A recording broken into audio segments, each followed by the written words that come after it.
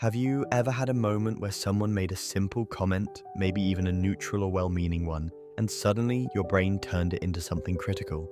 Perhaps a friend says, "Oh, you got a haircut," and instead of just taking it as an observation, you immediately think, do they hate it? Do I look bad?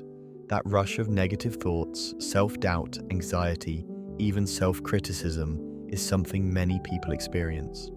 But why does this happen? And more importantly, how can we stop it?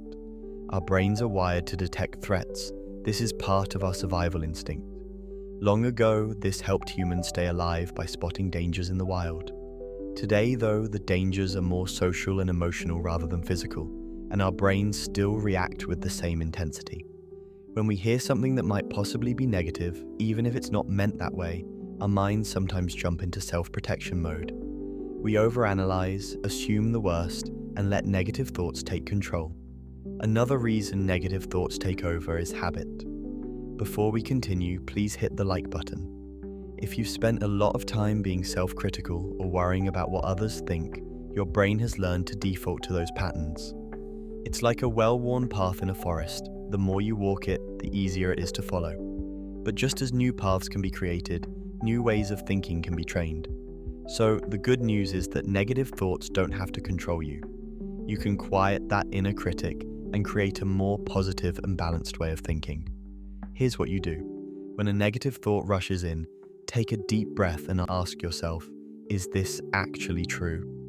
Do I have real evidence for this, or am I just assuming?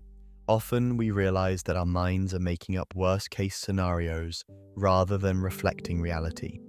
Instead of assuming the worst, try looking at the situation differently. For example, if someone says, "Oh, you got a haircut," and you start to worry, try telling yourself, maybe they like it, or maybe they were just surprised. Reframing allows you to see more possibilities than just the negative one. It's all about making a conscious decision to change what you say to yourself. This is the key. Would you speak to a good friend the way you sometimes speak to yourself? Probably not. Try treating yourself with the same kindness you would offer a loved one. If a negative thought arises, counter it with something gentle. I'm doing my best. One comment does not define me. I am enough. Sometimes negative thoughts come and go like clouds in the sky. Instead of grabbing onto them and letting them take over, try observing them like an outsider. Know that this works.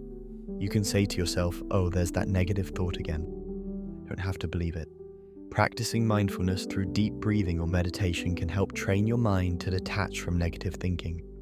It's easy to get stuck in negative loops, but actively shifting your focus to positive things can actually help rewire your brain. Truly.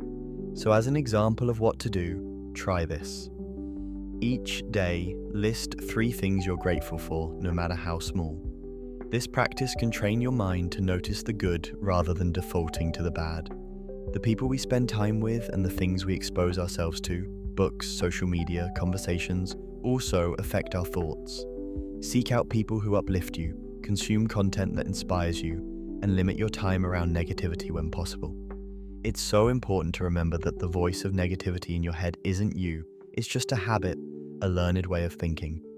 And like any habit, it can be changed. The more you practice challenging negative thoughts, reframing situations, and being kind to yourself, the quieter that critical voice will become. Over time, your mind will start to default to more positive and balanced thinking. The good news about this whole topic is that you have the power to shape your thoughts. The next time negativity rushes in, pause, take a deep breath, and remind yourself, I don't have to believe the negative automatic thoughts my mind tells me.